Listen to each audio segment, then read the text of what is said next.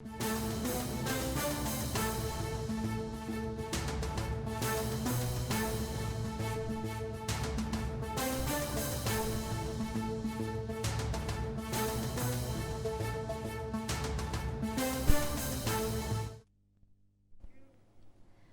News చూస్తున్నాం. LB నగర్లోని నాగోల్లో ఉన్న లక్కీ రెస్టారెంట్లో ఫుడ్ సేఫ్టీ అధికారుల ఆకస్మిక తనిఖీల్లో తీవ్ర పరిశుభ్రత లోపాలు వెలుగులోకి వచ్చాయి. Malkajgiri municipal corporation food safety అధికారులు నిర్వహించిన తనిఖీల్లో రెస్టారెంట్కు కేవలం 69% మాత్రమే హైజీన్ రేటింగ్ లభించింది. సాస్, ఐస్ క్రీంలో ఈగలు కనిపించడంతో వాటిని వెంటనే ధ్వంసం చేయించారు.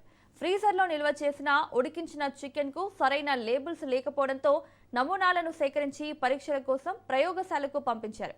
అంతేకాదు ప్యాక్ చేసిన ఆహార వస్తువులపై తయారీ గడువు తేదీలు లేకపోవడం, తుప్పు పట్టిన ర్యాకులు, అపరిశుభ్రమైన స్టోర్ రూమ్, నేలపై ఆహార పదార్థాల నిల్వ వంటి అనేక లోపాలను అధికారులు నమోదు చేశారు.